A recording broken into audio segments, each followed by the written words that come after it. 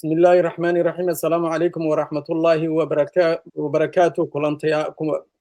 daawadayaasha hawada nagala xiriiro kulan wanaagsan waxaad nagala socotaa waa Gorgata TV oo naga daawataan mar kasta oo aan idinkaga soo gudbino barnaamijyo kala duwan hadday tahay dhinaca diiniga ama ay tahay dhinaca siyaasadda caawa barnaamijka waxaa igala qayb qaadanaya Maxamed Axmed Abu iyo Faysal Xaaji barnaamijkana waxaa idinla socodsiinaya waa anigoo Axmed Cali Hudi haddaba sida aad la socotaan maalmahan waxaa jiray arrimo soo kordhay oo lagaga hadlayo gobolka Banaadir xaquuqdiisa iyo xildhibaanada senatarro la sheegay in la siiyey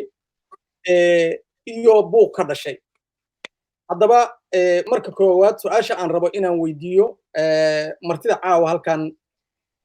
igula sugan waxay tahay horta gobolka Banaadir ma tahay meel la wada leeyahay waxaan rabaa intaan su'aasha aan u gudbin walaalaha barnaamijka la qaybgalaya inaan horta weydiisto dadkana daawanayo dhan barnaamijka inay la wadaagaan asxaabta na daawanaysa waxaan rabaa su'aashaas inaan siiyo Abu soo dhawow bismillaah alxamdulillaah marka hore waxaa mahad guud iskale ilaahayna abuurtay mahad gaara waxaan usoo jeedinaa channelkan gargaarte hogaamiye walaalkay Axmed Hudey waana ku mahadsantahay Axmed soo dhaweyntii iyo sidaa noogu marti qaaday inaan ka qayb galno aan wixii fikirkeena aan ka dhiibano arrimahan beriyahan aad u soo kordhay maqaamkii Muqdisho marka waa ku mahadsantahay Axmed sida sharafta leh ay ugu soo casuumtay barnaamijka diyaaraan u ah inaan kala qayb qaato waa yahay waxaa jira horta magaalada Muqdisho waxay ahayd caasimadii dalka dalku markii uu ahaa dawladda dhexe uu awoodda u lahaa siyaasadii dalka way isbedeshay waxaa la qaatay federaal maamul goboleedyada samaysmay waxay wada yeesheen madaxweynayaal waxaa soo haray magaalada Muqdisho inta kale waa samaysatay magaalada Muqdishona waxa leeyahay waa la wada leeyahay ha la wada yeeshee wax xaquuqana ma laha adiga aragtidaada marka koowaad magaalada Muqdisho ma tahay meel la wada leeyahay hadday saas tahayna maxaa xaquuq u diiday Axmed aad u mahadsan tahay sideedaba magaalo sideeda markay noqoto magaalo weyn waxay noqonaysaa magaalo la soo wada degay oo dadka ay wada degan yihiin adduunyadoo dhan maaha Muqdisho kaliya magaalada markay weynaato dadka soo wada galaan waa la wada yeelan karaa laakiin su'aasha waxay tahay sida anaga Soomaali markaan nahay aan u fasirayna yeelashada Muqdisho la yeelanayo aad u qaldan Muqdisho taariikhdeeda maanta maahan taariikh aan ku soo koobi karna caawa ama berito taariikhdeeda aad ay u fog tahay Muqdisho dad baa deganaa dad baa yimid dad baa degay hantiyaa la gashtay caasimaday noqotay dadkii marka waa ku wada nool yihiin marka aniga gurigeyga hadda anigaa leh laakiin markaan kaa kireeyo gurigeyga aan ku iraado qolkan aan kaa kireeyey aad degnaatid 5 sano ima dhihi kartid gurigaaga anaa kula leh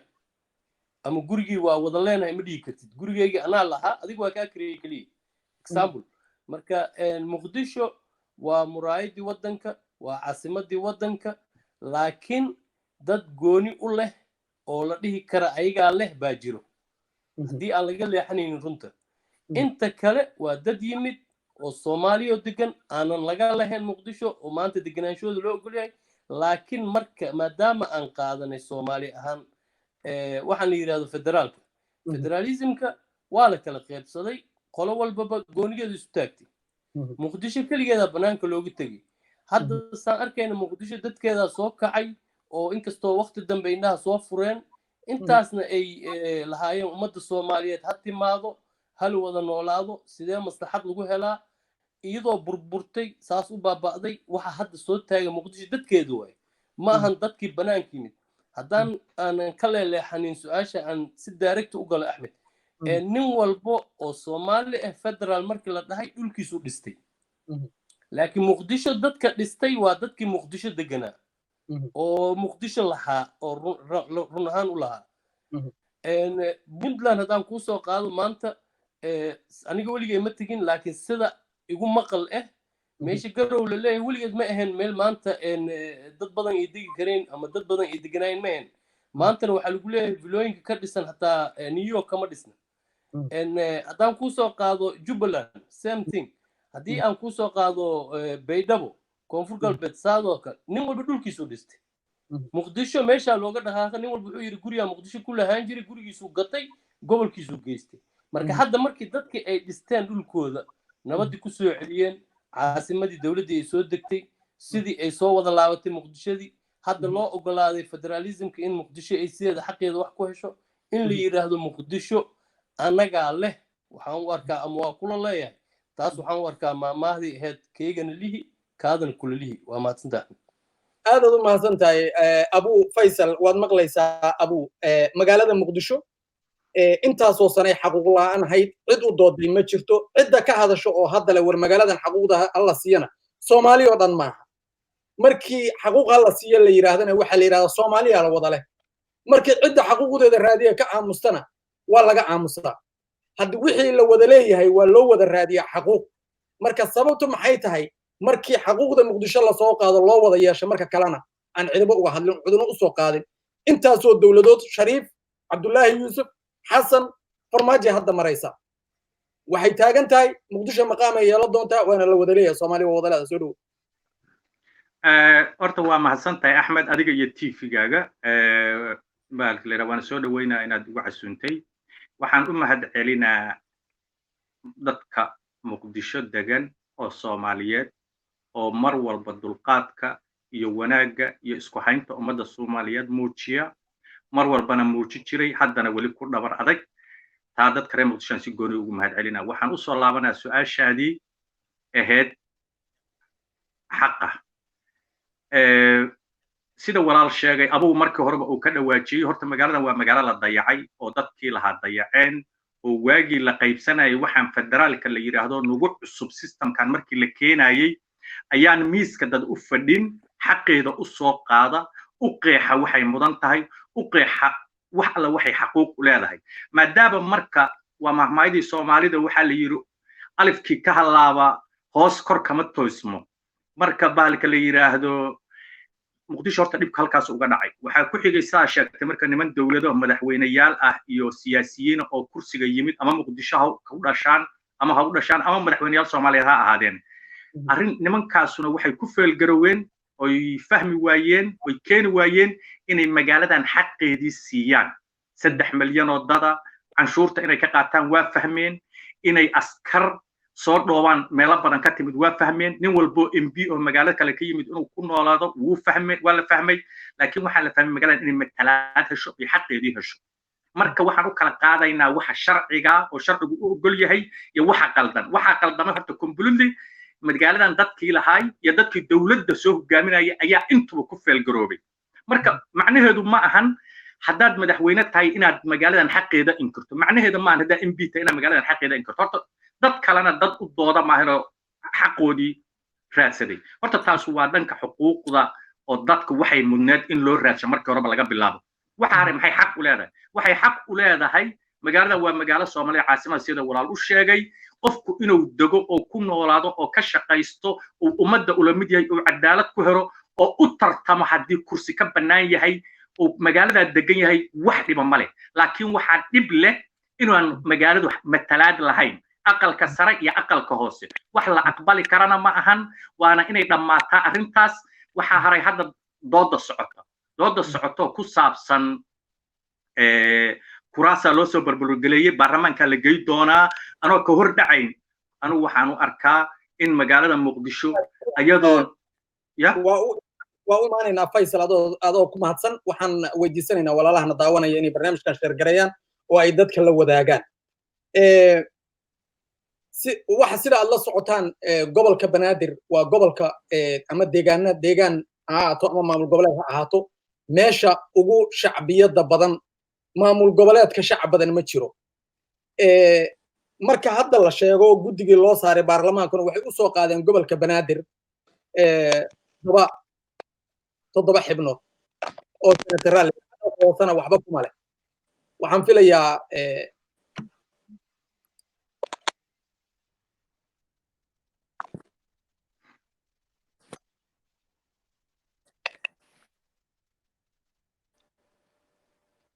waxaan filayaa in abuu wax ka qaldameen ama uqad ka baxay waxaa la yidhi wax 7 xibnood ayaa loo soo qaaday maamul goboleedyaduna dhammaantood waxay leeyihiin intaas in ka badan sidee ku dhacday caasimadii dalka oo meeshii dhaqaalaha bixinaysay oo dowladdu deganayd oo meeshu intaasoo ummada ay deganayd in oo matalaad ku lahayn aqalka hoose in haddana sanadkii la yidhaahdo waxay ku leedahay 7 keliya udhow axmed horta waa mahadsan tahay su-aashaas horta 3 cadaalad darra isa saaran axmed cadaalad darrada koobaad waa system midda systemka aan ka hadlaa nidaamka dowladnimo 3 cadaalad darro oo waaweyn isa saaran cadaalad darro dadka meesha degan ay xuquuqda doona waaye haysatana waa jirtaa marka 4taasaan kala qaadaa horta dadka degan wax walbaa lagu dayay inaan xaq la siinaa lagu dayay in la caburiyaa la isku dayay in la inkiraa la isku dayay iyagoo canshuur baxayaalkiiya iyagoo dadka ugu badan iyagoo miisaanka Soomaaliya ugu culusa ayaa haddana waxaa la isku dayay in la daboolo arrintooda oon waxba laga soo qaadin oo lagu afgembiyo meeshan waa caasimadii ummadda Soomaaliyeed taa marka maadaama hadda ay diideen waxa la yiri okay maxaan samaynaa dadkii waa soo kacay waa u jeedaa mana aqbalayaan aan samayna marka wax yar oo macna lahayn oo 7 sanad iyo wixii lamida anigu waxaan marka leeyahay 7 sanad iyo wax lamida Muqdisho uma qalanto horta koo Muqdisho waxay in maamulka gobolka Banaadir doorasho loo diro sida sharciga oo la soo doorto deegaanka soo doorto qofkay rabaan ay doortaan oo dawlad iyo madaxweyne magacaabin oo madax banaanadaan arrimahooda horta mid koo weeye halkaas ka qaldan labo waxay kuma aragno haddii ilaahay abuu kuma aragno dabcan ka bax ku soo laaba haddii ilaahay ku socobaysa labo maadaama marka aan duqi magaalada iyo deegaanka golaha deegaanka aan la dhisin oo wax digareeto madaxweynuhu maalin walba soo magacaabo ninka uu rabana keeno ninka uu rabana ka qaado oo aysan cod shacab ku imaan oo aysan constitution ku imaan oo aysan doorasho ku imaan horta waxay noqotay meeshaas horta disable ay ka noqotay oo caasimadii sharafteedii iyo dowladnimadeedii iyo nidaamkeedii halkaa waa ka baabaaday labo xaq male matalaad sanad male waxaa xaq leh magaalada la yiraahdo Bardaale waxaa xaq leh bahalka la yiraahdo kuwa ka yar yar waxaa xaq leh Diinsoor waxaa xaq leh Gado waxaa xaq leh Balambal waxaa xaq leh Gurceel xamar oo 3 milyan degan tahana male waxaa xaq leh Buurtinle taas wax sax maaha anigu marka dadka proposal kan keenay in 7 sanad la keenay lama qabo in la qaatana ma qabo dadka ku qancay xataa ayagu waxayba dhaheen 4.5 loo qaybsado iskaba ilow xataa haddii la siiyo dadkii hal dad oo hal magaalada dadka degana waxaan qabaa in la diido waxaan qabaa in la diido oo la aqbalin oo lagu qancin magaaladan waa inay heshaa inta xildhibaan ay haysato baalka la yiraahdo Koonfur Galbeed inta sanad ay haysato Koonfur Galbeed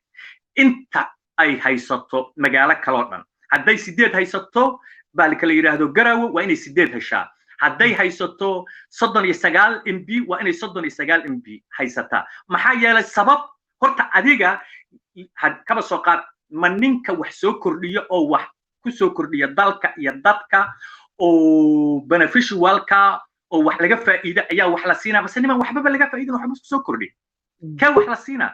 sida aqliga saliimku noo sheega wuxuu noo sheegaa in wax la siiyo ninka wax soo kordhiya dalka iyo dadka iyo deegahan wax ku soo kordhiya waxaan leeyahay Muqdisho waxay mudan tahay lama siin waa lagu gafay hala siiyo inbiyada Koonfur Galbeed haysato kale sanadyada Koonfur Galbeed haysato kale iyo inta kale gobolada waa inay heshaa 7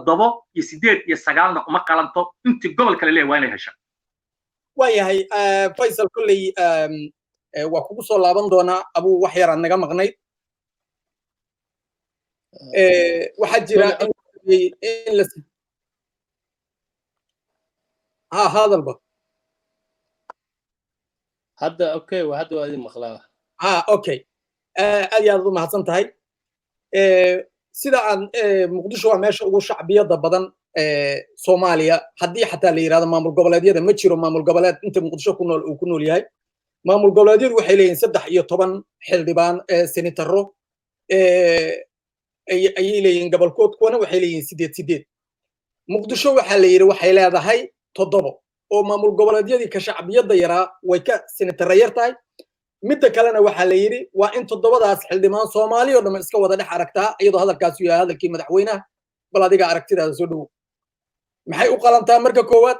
xaqsa ma tahay in toddobada lagu qaybiyo 4.5 axmed aada u mahadsan tahay dhibaatada soomaalida haysato waxay tahay horta muqdisho dadka ku nool dad la yaqaano waaye dad maanta aad ugu fiican soo dhoweynta ummadda iyo in la wada noolaado dad aad u jecel waaye maanta ma ahan dad la dhihi karo dad soo dhoweyntooday ku xun yihiin sababtoo ah intaasoo soomaali ah oo nooc walba leh muqdisho lagu soo dhoweeyey la dejiyey maanta wax walba ku sheegta hanti gashtay markii dambe amnigooda sugnaaday kalgaceel u muujiyey muqdisho weligoodna wax dhibaato aan loo geysanin adduunyada dagaal markuu dhaco waxyaaba waa iska jirjiraan dhici karo laakiin wax hadda muqdisho ay dad ummad ay u geysatay ma jirto maanta waxa caqliga diiday tahay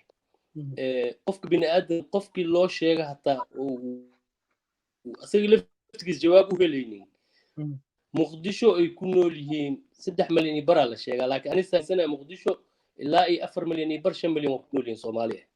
sababtoo ah hadda dhow static lama sameynin qiyaastii hore kaliya la haysta aaminsanahay muqdishadii intaas la eg oo intaas ummad ku nool yihiin oo ku nool yahay marka hore dhaho waxaa la siiyey 7 xubnood waxay la tahay wax maanta meel ka dhac ah muqdishona aysan u qalmin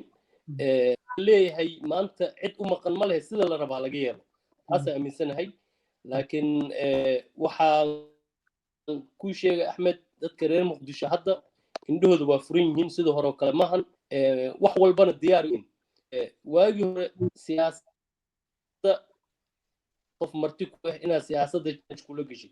laakiin hadda aragnay antiisa aamusneenka inaan naqanay dad doqon ah waxooda la qaadan karo axmed 7 xubnood muqdisho la siiyey 7 xubnood la siiyey looguma ekaynin kaliya waxaa loogu daray waxaa la yidhi 7 aan idin siinay waan idin leenahay haddana waan idinla qaybsanaynaa marka wax caqliga diidayo qof bini aadan ah maanta wax dareemi karo ama siyaasi ha ahaado ama qof shacab caadi aan siyaasad ku jirin ha ahaado qof maanta caqligiisa ay gelayso muqdisho oo intaas ku nool 7 xubnood hala siiyo haddana ugu sii qeybdo nidaamkan cunsuriyadda ah ay leeyihiin 4.5ka lagu sii qaybsada ay leeyihiin waxaan u maleynayaa inay tahay meel ka dhac loo geystay maaha muqdisho kaliya waxaa loo geystay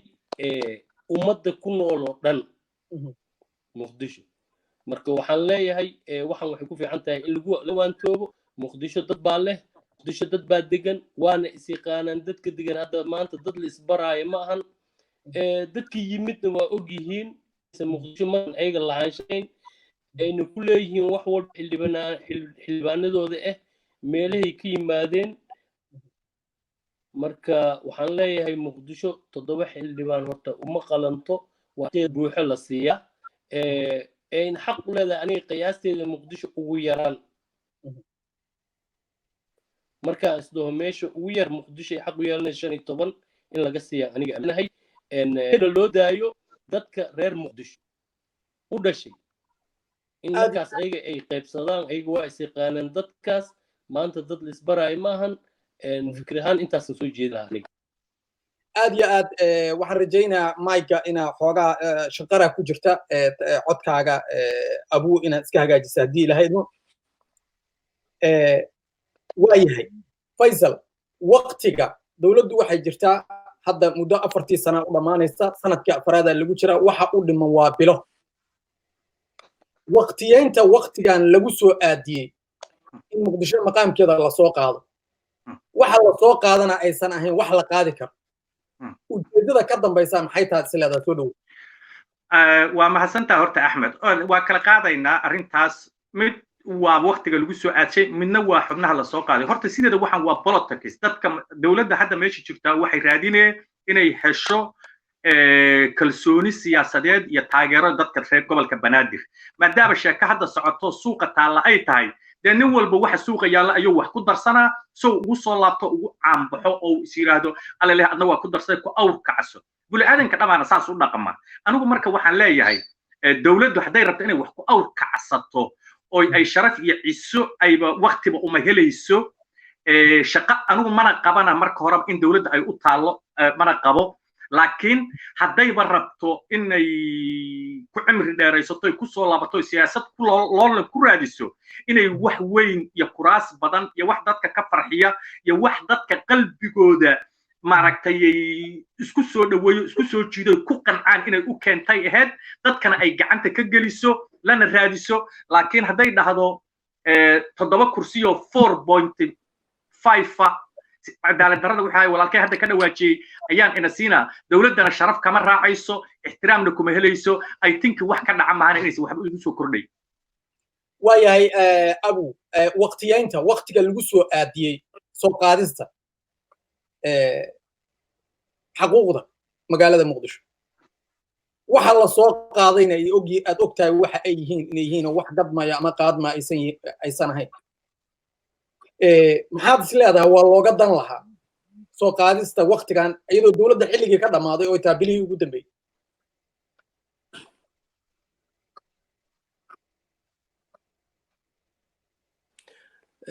waa mahadsantahay axmed waxaan u mahayga ma oginaa si kalisa aniga broken ugu yahay xiga laakiin su-aashaada haddaan saan maqlay ay tahay waqtiga lagu soo aadiyey muqdisho in maanta la yiraahdo waxaa la siinaa xubnaheeda golaha sare waxaan u arkaa waqti la siyaasadeeyey inay tahay maanta mid aan ku eedaynahay dawladdan keliya waxaa ka wada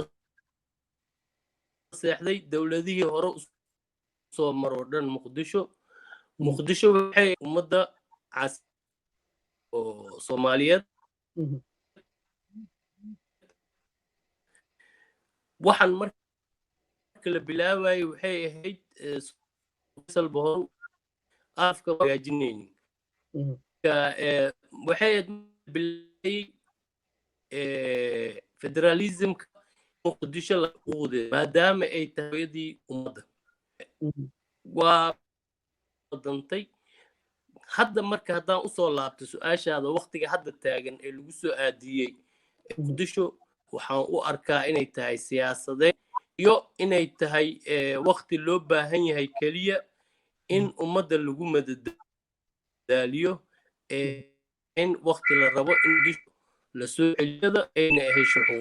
sababto dawladdan iyo dhowr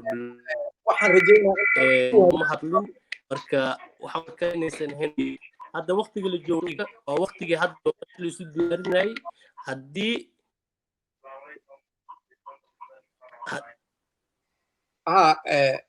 waxaan rajaynayaa codku inuu ku hagaaga abuu codku aad u kaaga qaldan yahay waan ka xumahay waa kugu soo laaban doonaa isku day inaad codka hagaajiso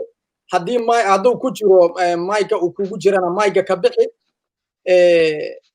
hadduu kugu furan yahay aab kalena aabka kale iska xir haddii ilaahayd ma sababtoo codkaagu waa gogo'aya aababka dhan iska xir markaa ka bacdi tijaabi haddii ilaahaydno kolley barnaamijka sidii aan ugu talagalna uu noogu socola yahay maadaama codkaaga uusan saxayn haddii ilaahadba kugu soo laabanaynaa faysal miyaanay dawladda uga habboonayn inay isku dhex tuurto waqtigan ay isku tuurto ay tiraahdo muqdisho waxaa la siinayaa 7 xibnood waana la iska wada dhex arkayo macnaheeduna uu yahay 4.5 lagu qaybsanaya iska dhex aragtaasaa la yidhaahdaa soo ugama habboonayn magaalada inay ka qaado xoogaa dhagxaanta oo dhowr jid furto si dadku u nafisaan intii ay aadi lahayd waxyaabo aan macno soo kordhi lahayn soo kuulama muuqato inay dawladdu ahayd inay dadka ka neefiso oo dadka caasilayda xataa ay maalin aba laba u shaqeeyaan si ilmahooda biilka ugu helaan soo dhow waa mahadsantahay axmed horta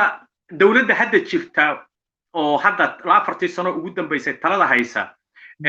dhibka haysta wax waaye waxa iyaga faa'iidada u ah oo wax ka faa'iidayaan iyo waxay ku qasaarayaan ayaa iskaga yaacsanaan isleeyahay aniga aragtideyda waaye xisbi ka mid maaha gooniya laakiin dadka soomaaliyeed oo aqoonta iyo caqliga saaxiibada ayaa saas aaminsan maxaa yeelay wixii ayada inay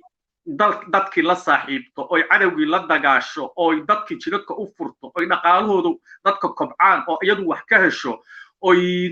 baalka la yidhaahdo dowlad shacab oo shacabka la nool noqoto ayaa uga fiicneed intay shacabkana xiri lahayd jidadka isbitaallada ka jooji lahayd wax walboo kalena ay siyaasaday lahayd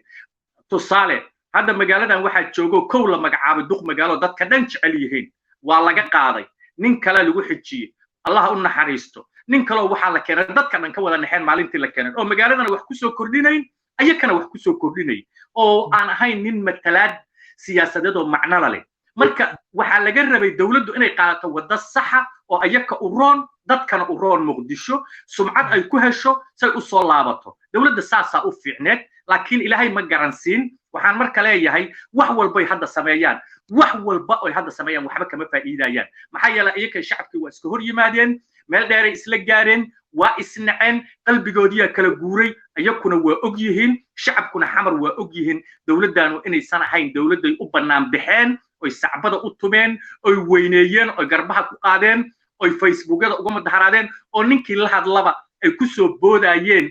oo dariska dhan gacnaha isqabsaday oy shabaab ku dhiiradeen inay la dagaalaan dad dowladdaas inaysan tii ahayn way ku khasaareen disappointana dadku ku noqday haddana wax ay u soo kordhinayso oo ilaahay abuurtay ma jirto laakiin sida saxda waxay ahayd saa sheegtay inay dhagaxyada qaadaan jidadka furaan dadka isku socodkooda wanaajiyaan culaysyadan maaragtay buli-aadanka haysto lifekooda dadkan fakrigu baaba'shay oo colaadu baabi'iday oo caafimaad darradu baabi'iday oo dhiigyo cabku baaba'shay haddana dowladdii inay intaasoo dhan ugu sii darnaato waa masiibo dowladdana ilaahay ma haleeshin wixii u fiicnaay waxaan rajaynaa insha allah midda dambe timaada inay u noqoto mid intaa fahan waayahay abu waad naga maqnayd su-aashaan faysal weydiiyey waxay ahayd dowladdu maadaama ay soo qaaday waxaan gadmaynin ama aan shaqaynaynin oo ah mataqaanaa 7 xibnood oo gobolka banaadir la siinaya 7 xibnood ay 4 milyan oo qof matalaad u noqonayso matalaad aqalka hoose lahayn soo ugama wanaagsanayn hal jid inay u furto oo dadku ka nafisaan xayiraadda ay ku sugnaayeen muddo 3 sannadood soo dhow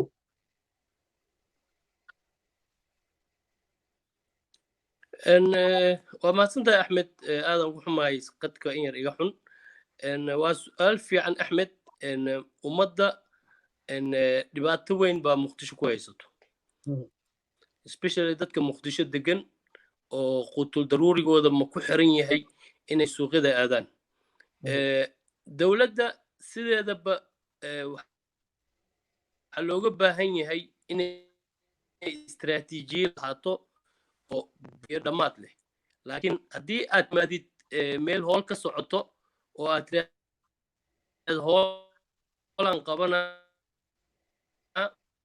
hoosha subax markaa bilaawdid galabtina isla hoosha meeshii ay tahay dhibkeeday leedahay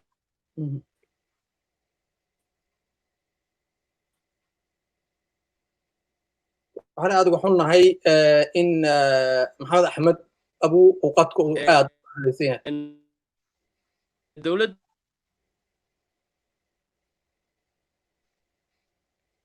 waxba kaama maqalno abu qadku aad u xun yahay marka haddana waxaan ku laabanaynaa waxba lagaama maqlo abu qadku aad u kaaga xun yahay aad baan uga xunnahay barnaamijkii sidii loogu talagalay nooguma socda maanta iyadoo qadku kaa xun yahay awgeed marka insha allahu tacaala wuu kugu soo noqon doonaa faysal marka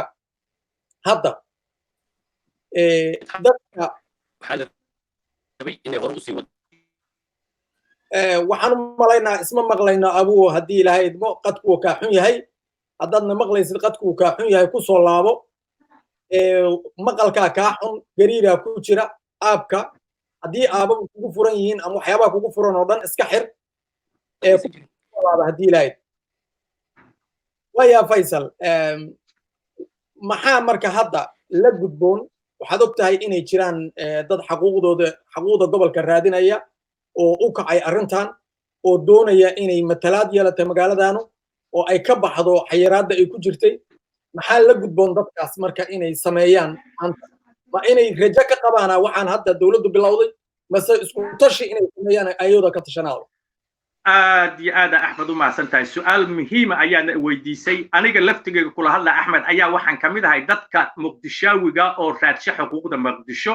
waxaan marka leeyahay cod dheer ku leeyahay dadka kala socda oo bahalka la yiraahdo odayaal leh oo waxgarad leh oo aqoon-yahano leh oo kala socda oo midba gooni wax u raadinaya oo meediyada ku jira ama gudaha joogan ama dabadda joogan waxaan leeyahay please midooba hoggaan samaysta aan hal ujeedo iyo hal meel loo wada socdaa halka ujeedo hal la wada fuliyo waxgaradka iyo maaragtay dadka kale oo dhan oo arrintan u ololeeya waxaan leeyahay hal isku yimaado shirweyne hal la qabto shirweynahaasna hal looga tashado aayihii sida hadda ay ku dhawaaqeen odayaalku qaar waxaan horta kow taageeraynaa tii ugaaska waxaan taageeraynaa tii professor shirwac oo gudoomiyaha golaha waxaan taageeraynaa tii gudoomiye xaad waxaan taageeraynaa tii waxgaradka laakiin waxaanan taageerayn tii siyaasiyiinta oy markay arkaan dadkoo socda bahalka la yiraahdo ku daarta taa ma taageerayno waxaan leeyahay qof walba leeyahay ifiirsanaya ama ifiirsan doona muqdisho matalaadeeda iyo maamulkeeda iyo maqaamkeeda iyo sharafteeda waxay u taalaa dadka muqdisho degan sidii abow u sheegay hadaayito waa inay isku tashadaan shirweyne iskugu yimaadaan nidaam iyo maamul cad oo qeexan oo cadaalada oo ayaku isku maartay qancinayaan oo qofkay rabaan hoggaanka u dhiibanayaan oo golayaal sharaf iyo aqoon iyo hoggaan maartay ehel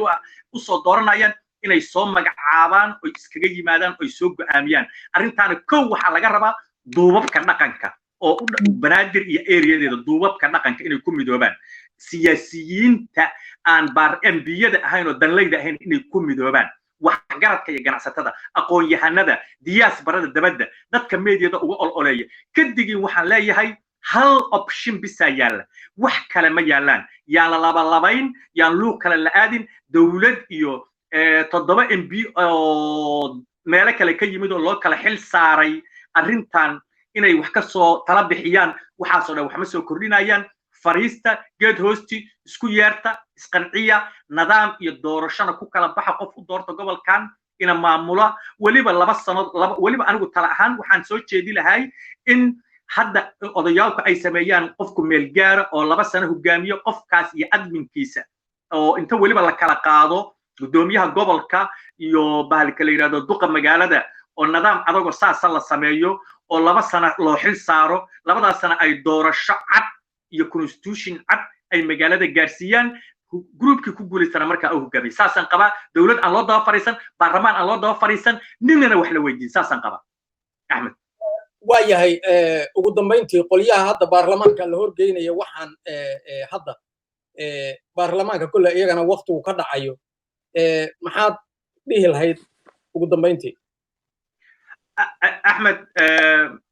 baarlamaanka hadda waqtiga ku dhaca horta baarlamaankan uu sidiisa baarlamaan disable waaye baarlamaan shaqeeyo maahan baarlamaan wada wax kusoo kordhiyana maahan sharciyadii u yaallo oo waaweynaayo oo doorashada iyo wixii lamidkaa uu sameey waaye waa baarlamaan disable wax alla wax lagu ammaanana male taariikhna male waana sidii ayaku dhahaanba inta badan inta damiir kale waxgarka sida ayaku dhahaan waa nala ku qasaaro idaacadaha uga dhahaan ayaa shacabkuna u og yahay in lagu qasaaray marka anigu waxba tala uma soo jeedinayo waxaan qabaa waqtigood waa dhamaaday hal kala diro intay ummadan ciqaabi kareen oo sharafteeda ku ciyaari kareen waa ku ciyaareen dad macna leh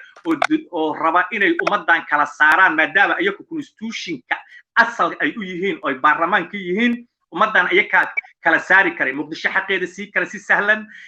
dawladdu hadii xadgudubta la xisaabtami karay maxkamadaha dhisi karay oo dawladda barasha saari karay cadaalad sameey karay ummadana badbaadi karo nin walba xaqiisa si walaaltinimo leh oo sharaf leh oo ciise leh hadda waxay gaartay in la isku qaylqaylsho la iscaayo cadaatunimadu maahan kaliya in xabad la isku rido oo qori la isku qaarto waxa ka xun markii dadku afka iska nacaan oo qalbiga iska nacaan oo jirka iska nacaan oo is wada dhibsadaan hadda ummadda Soomaaliyeed oo dhan is dhibsatay si dawladana u timid iyo baarlamaankan wax alle waxay ku soo kordhiyeen oo cadaawad ahayna male waxaan leeyahay kuwan wax ka khayr badan Allahna siiyo ummadda Soomaaliyeed saasay wada rajaynay bahalka la yiraahdo anigu wax aan weydiisanayo oo ahayn in waqtigooda dhamaado waqtigu loogu talagalay baarlamaan macno iyo sharaf lana oo yimaado oo dadka wax soo xilid doona oo ay qusaydo iyo siyaasiyiinta ama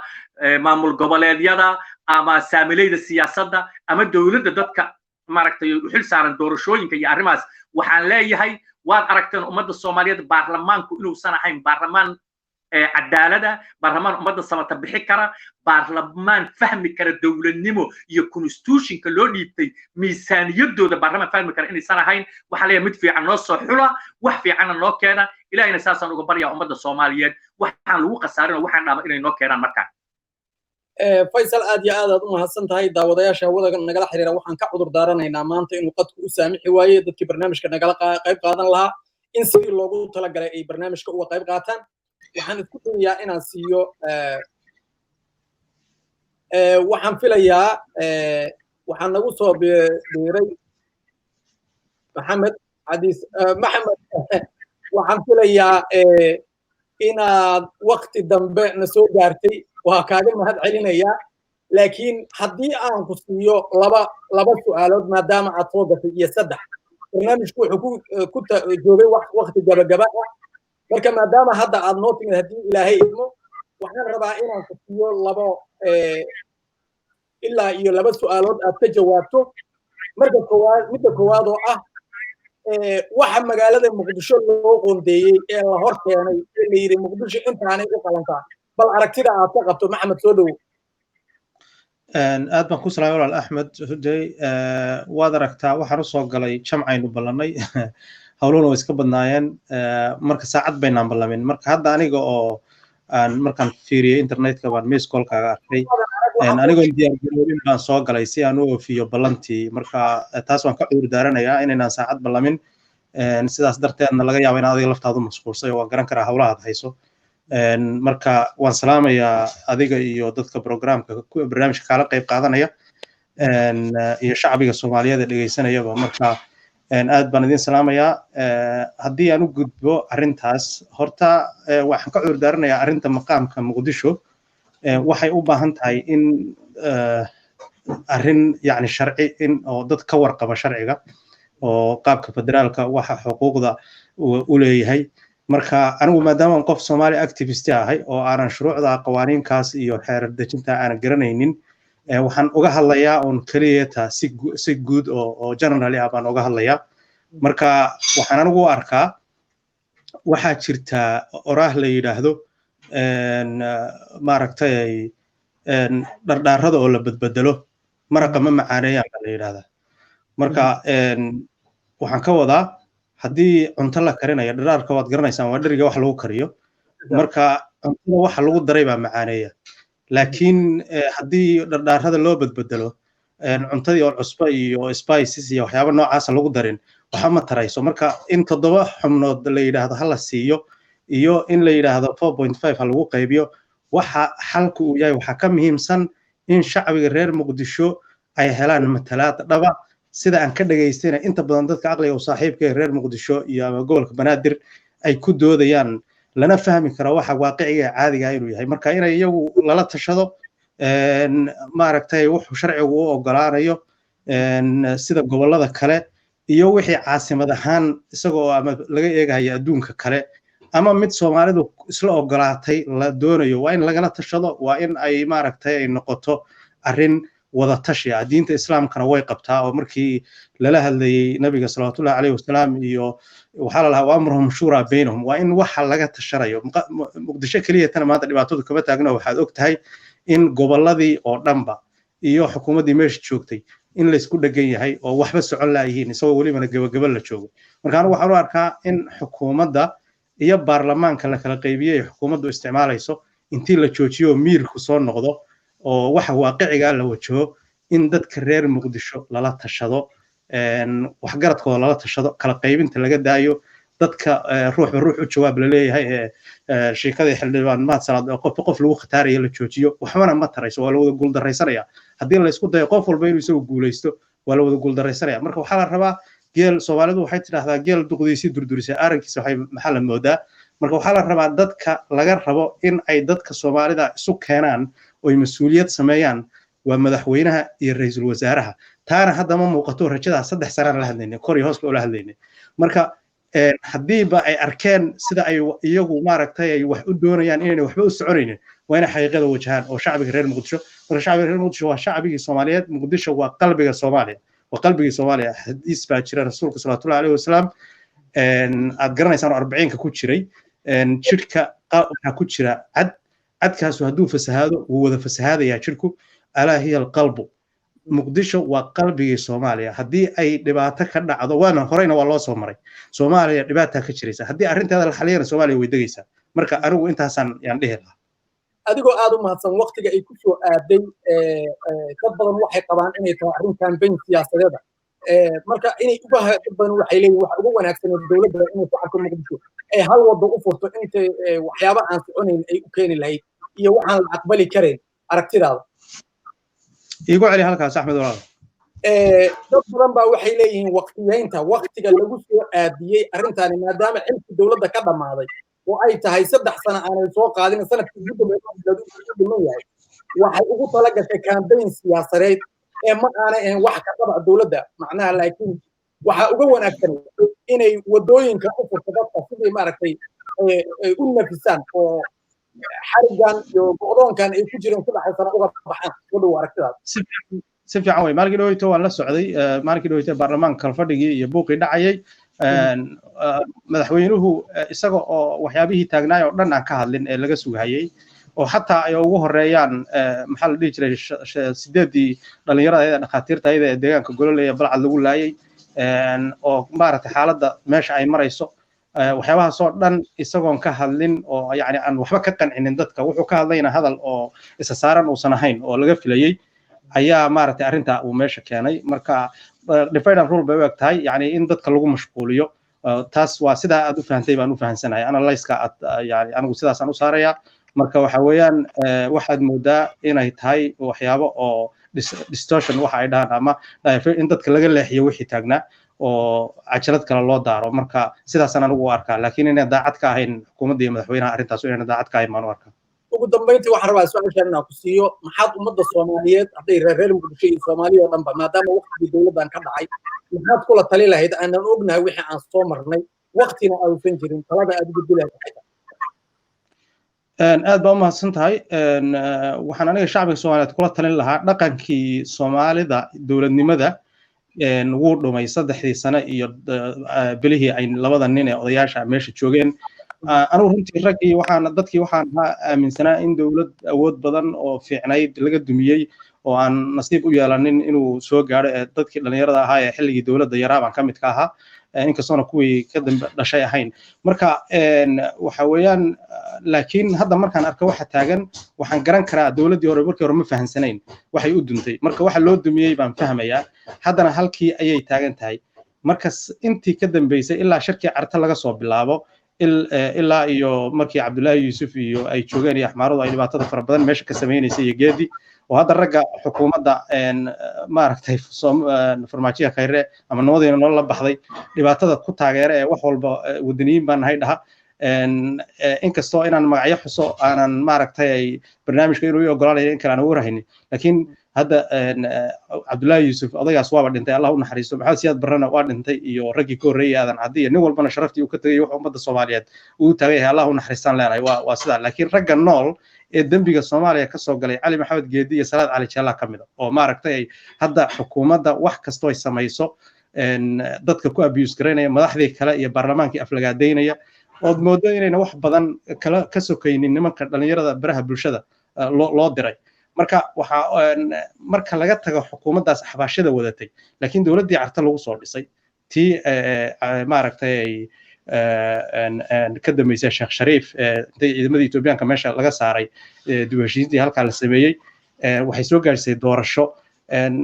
tii Xasan Sheekh la soo gaaray Xasan Sheekh uu dadka soo horjeeday farmaajo buufinayay baan kamid ahaa sidan hadda isaga aan uga soo horjeedo marka laakiin waxaan u qirayna wuxuu yahay oo xataa ugaaskii farmaajo laftiisu uu qiray oo aad critical ugu ahayo aad uga soo horjeeday waxaan Xasan Sheekh si odaytinimo ah ayuu ku waday wixii uu khaldaya ha khaldo ciduu garab la sameeysanaya sida Itoobiya kale lagu eedeynaya la sameeysto laakiin markay noqoto in la tajiyo xaaladda oo la Soomaaliyeeyo nin wuxuu ahaa goboladii la kulmaya maaragtay dalka wax ka dhisay jaamacadaha waddanka wax ka dhisay waxyaabo fara badan oo huuhaha la isu sheegaa marka haddii qalad iyo in Itoobiya saaxiib lala noqdo cid loogu dulqaadanayo xasan sheekh oo 30 sano jaamacadi iyo iskuulaad waddanka hirgeliya loogu dulqaadan lahaa marka nimankii ku soo galay arrinta iyada inay maaragtay lagu doortay loo abaabulay shacbigii Soomaaliyeed oo gobol iyo qabiil lahayn ay ku doorteen ee lahaa waxay keenayaan wadaniyad inay dhahaan Ethiopian dalka ku qabsanayna oo Baydhabo ku qabsanayna oo Kismaayaan ku qabsanayna waxa weeyaan waa qare iska turnimo marka anigu waxaan dhihi lahaa dhaqankii Soomaalida lagu waday ilaa carta la soo waday Sheekh Reef ku waday ninka la yiraahdo labadii madaxweyne ugu dambeeyay oo gacmaha sida u hayay dimuqraadiyadda farmaajo lagu soo dhaweeyay god baa lagu riday wadankii waxa loo celiyay kala shaki is aflagaadeyn kala qoqob gobol walba iyo qabiil walba inuu meeshu dantiisa ka arko uu maaragtay mas'uuliyadaana waxa iskale labada nin meesha jooga marka waxaan dhihi lahaa alaysa minkum rajulun rashiid haddii ay ku jiraan dadka taageersan dad oo wax uun fahmayo Soomaalinimada dan kale Soomaalinimada waxay ka muhiimsan tahay xilka hadda maanta la hayo waayo haddaad xilku u dhamaanaya laakiin Soomaalinimada ma dhamaanayso mid kale ragga madaxnimada raba haddii maanta uu adigu gaarsiiso shacbiga kala qaybiso oo berrito xukunto waxa weeyaan ma xukumi kartid shacbi aad kala qaybisay marka nimanka raba waan soo laabanayna haddana le shacbigii Soomaaliyeed 3 sano iyo barkii bay kala geeyeen maxay say marka ku soo laabanayaan marka anigu shacbiga Soomaaliyeed waxaan kula talinayaa dadka ka agdhow horta bal inay Ilaahay iyaga u noqdaan oo haddii la talin karo la yiraahdo war hadwaad aragtaan inayna waxna suurtagelinine istabaqabasha jirtay bal hadda intii hore oo dhan hadda dadka dhageysteen labadoodiiba hadda kala shakisan baa la leeyahay shirki golaha wasiirada yaa baaqday baa la leeyahay hal marka waxan uma noqonayo marka beesha caalamka oo dhan baa khaatib billahi ka taagan oo waxa la leeyahay waa inaad saas sameysaan marka waxa lagu noqon doonaa intay aqligii Soomaalida ee Shariif iyo Sheekh Shariif iyo ay soo wadeen ninkii la dhihi jiray Xasan Sheekh iyo aynu inoo heshiino intii maaragtay laga laabto ee lagu soo gaarsiiyay maxaa Cabdullaahi Farmaajo lagu doortay khayrna uu keeno waxa weeyaan yaa waxa loo laaban doonaa waagii أو ششايوه إن كلا دح فريسين شري هل كي من ذلك وعلنا وقت كلا مسؤول تجري ما كان عندي لها نمن كإلهي كبقان لوضع لنا في ماشية خير ضد كأجنوه أما قاب قيس وجوه شرا أما قاب درك الوجوه شرا أما قاب نقال وجوه شرا حتى علماء كم ذا وحويان ضد كاسون هلا تليان أو إني ضد كان قبل الله يسومالي الهشيسي يرق ولا له وحقنا متشرو إن الله صار نطور شنطة بلاد ما أفرت بلاد من سيد دور هشيس لويا لوج اللي على شقي شعبي الصومالي يسوع فيها أيضا يافلقادن يضد كان لسوق ختاريين هلا تشوتشيو حدي أنت سمين ويانا شعبي الصومالي هكذا شغله سيد حسن شاكو توران هيسقط توران أو نين دقف مارتي الصومالي أو برينسيبل مبدأ كوش غير مش هلا كانوا أنت سنة وديلا waayahay ugu dambeyntii waxaan rabaa inaan idin wadaajiyo su'aashaas khudbadii madaxweynaha ugu dambeysay ee dalkan dejinay 65 arday baan waxbarasho ka bixinay iyo mudaharaadkii xigay guulwadayaasha amada kooxaha wadaniyiinta la yiraahdo qanaanul guulwadayaashii oo la soo casriyeeyay yihiin ma ugu filan tahay dawladdan inay cod kaga helaan shacabka Soomaaliyeed ama baarlamaanka Faysal Ahmed waa mahadsan tahay abowna waa soo dhawaad waan leeyahay soo laabatay maya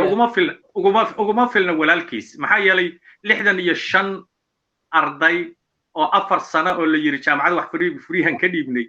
iyo 300 oo qof oo booliis gadaal iyo hore ka kala taagan yahay shabaab laga waardiinayo naftooda laga waardiinayo qaarna xoog lagu soo kaxeeyay waxa la waxay u taraysa male ummadda Soomaaliyeed hadda waa faantay hadday xamar joogaan iyo hadday dabada joogaan 85 hadda dadku waa fahmeen sida walaalaha kale uga sheekaynayaan dawladdan in disappointed lagu niyad jabay lagu qaldamay wixii laga filayo waxaan haynaa ay shanta la gashay midna aan ku sheego 2020 qofkii ku fakaraya inuu xoog kursi ku joogo ama xoog lacageed ha ahaato ama xoog kale oo askareed ha ahaato ciidamo shisheeyaa la askar kale ma jirtee ciidamo shisheeyaa waxaas oo laga keenay Tigray ama Ethiopia waa riya dhimatay qofkaasu ma fakarin qofka la taliyana ma fakarin waxaan leeyahay naftiina iyo nafta ummadda ha halaaginina 75 ayaa cali geed keena xamar haddana xaafadda la yiraahdo baalka la yiraahdo kaaran gurku ayaa loo degan yahay oo ku dhuntaa oo hadba maartay 50 ku ilaalisa qorinina laguma xoogi karo kursigan waa ka tageysaan sharaf iyo ciso iyo walaaltinimo iyo sidii loo wareejiyay iskaga soo dhaweeyay saasaan leeyahay si ummaddu ay uga barato dhaxal fiican qori isku dhiiba dalkaana oo mustaqbalkiisu maalinba maalinta ka dambayda oo soo fiicnaado maxaa yeelay wanaaga maanta aad samayso waa wanaaga berri qof kala sameeyo oo tusaale fiican aan noqoto sida xasan sheekh shariif iyo marka intaas ay iga dardaarana yaan qalad lagu dhicin qori ninna kuma joogi karo qori qofna kuma joogi karo insha Allah qadaafiya ku joogi waayay masara ku joogi waysay waxa ku joogi waayay bahalka la yiraahdo tunisia suudana ugu dambayso hadda ku joogi weysay nin ku joogi kara qore male ama shisheeye ha lahaada ama soomaali ha lahaada waayahay abu waxaan u malaynayaa maanta markii waa ka qayb qaado weysay qadkaa kaa xumaa su-aashaas ugu dambaysay ah dowladdu hal arrin ay ku guulaysto wada ognahay oo inaan ra'iisul wasaaraha xilka laga qaadin lahay hadda isaguna afartii sano dhammaysan doona in kale ma naqaano inta ay qabatay iyo khudbadii madaxweynaha iyo mudaharaadyadii marka aad fiiriso intaa markaa isku aadaajiso dowladdu jaanis ma leedahay ay ku soo laabato 2021 axmed horta marka hore aadaan idinkaga raaligelinaya insha allah sababtoo waxaan u malaynayaa inuu qadka xun yahay hadday aan si toos u galo su-aashaada axmed dhibaatada soomaalida haysato ama yaan soomaali dhihina afrikaanka haysto iyo carabta waxay tahay qofkii markii loo igmado mas'uuliyad boos loo dhiibo especially hay-adaha ku sareeya waddanka sida madaxweynaha iyo ra'iisul wasaaraha waxay always mar walba waxay door bidaan inay ayaga xumaanba ha ku joogaan sida ku joogi lahaayeen meeshaas laakiin waqtigii waxaan u malaynayaa waxyaabaha ummadda mari jirtay waa soo dhammaatay sababtoo ah siduu faysalba sheegay xoog haddii lagu joogaayo waxaa hore ugu joogi lahaa raggii ka xoog badnaa ayaga oo qadaafi ka mid ahaa iyo raggii kale uu raacsiiyey faysal waxaan u malaynayaa dowladdan intii ay qabatay ay ummad gaarsiin kartay waa soo gaarsiisay xumaan iyo samaan waxay rabtaba ha ahaato waa inay isu diyaarisaa doorasho xur iyo xalaal ah haddii ay rabaan inay booskan ku soo laabtaan ay dadka safka ku jira dhinacooda soo galaan la soo tartamaan ummadda tartamayso haddii ayaga lagu qabo kalsooni waa soonoo cid ka xigta ma laha waali ah madax hore waddanka wax ugu soo qabtay laakiin haddii ummadda ay ku diido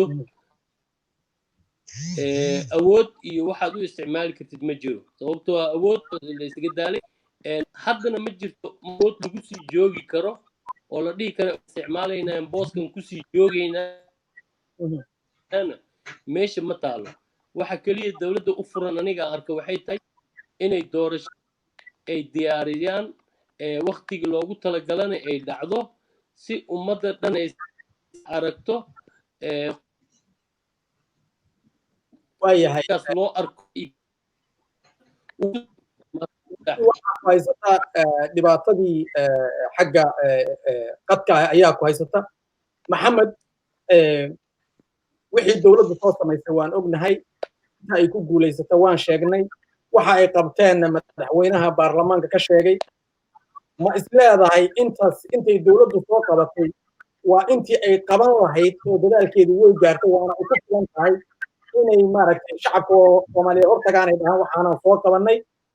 mase isleedahay ugu dambaystii adoo sii raacsanaya doorasho inay qabato dowladdu diyaaray u tahay soo dhawow axmed waa aniga u malaynayaa soo ma aad iyo aad ha aad baa u mahadsan tahay axmed kolley dowladda anigu waxaan u arkaa sidii hadalkayga horeba ka midka ahayd in aynan waxyaabihii inayna ka faa'iidaysanin jaan waqtigii ay heshay fursaddii ay heshay iyo wixii dalka ay u qaban kartay ay ku mashquushay sidii loo kala qaybin lahaa baarlamaanka sidii loo kala qaybin lahaa bulshada soomaaliyeed taana uu waqti badan kaga dhumay deedna iyadii oo waqtigii sii dhammaanaya waa uu ku beriyey hadda ay hanfariirsan yihiin ama ay argagaxsan yihiin marka ayna rabaan oo disparate ay u yihiin sida ay doontaba ha noqotee inay soo laabtaan khudbadda madaxweynuhu waad arkaysaa isma lahayn 65 ardayda xataa waxa laga wado isagu siduu yidhi baan 65 arday xataa muusan noo sheegin kuwa oo dibadda wax loo qaaday inay yihiin iyo 65 ardayba iskuulaadka Soomaaliya oo dhan inay dhigtaan ama xamar ama xaafad xamar ka mid ah wuxuu noo sheegay ma jiro dad meelis dhibaato iyo xaaj ka jirta xagga leadershipka qofku waa inuu codkar uu yahay oo dadka wax fahansiin karo hadduusan xataa codkar hayna waa in laga soo shaqeeyo khudbadiisa oo maaragtay agayaraan uu soo xifdiyo oo iyadoo isku toosan u akhriyo marka dhibaatadaas madaxweynaha way haysataa marka ilaa hadda xataa 65 arday wax laga waday ma jirin markii uu hadlayna afhayaanka madaxtooyada ayaa wuxuu yidhi 65,000 baa laga waday oo iskuulaadka Soomaaliya dhigata taasaabana kaba daran oo dee waxaa ognahay 2013 in 2013 ilaa 16 oo xilligii Xasan Sheekh uu dalka maamulayay wasiirkii waxbarashada ee Dr. Maryam Qaasim in ay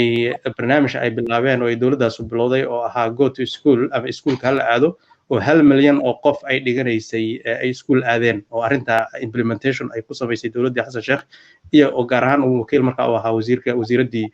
waxbarashada Maryam Qaasim marka si labada dhinacba u daran marka waxa weeyaan arrintaas waxaan ka soo qaadaynaa uun iska yara hanfariir arrin waxaa jirta laga sheekeeyo mararka qaarkood gobollada Soomaalida meelo ka mid ah ka dhacday marka waxaan isku dayay inaan dadka si ay u macaanaato aan ku yara dhex daro mahmaho marka waxaa jirta meel laba qolo isku leyso walaala ayaa dagaal ka dhacay marka dagaalkii markuu ka dhacay nin baa marka dagaalkii ka soo firxaday dagaalkii markuu soo firxaday waa la wareystay war aweyd hebel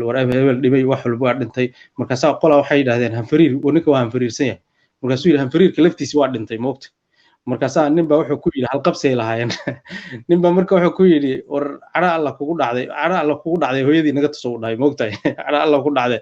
marka ninkan waa hanfariirsan yihiin nimankan waa saan kuu sheegay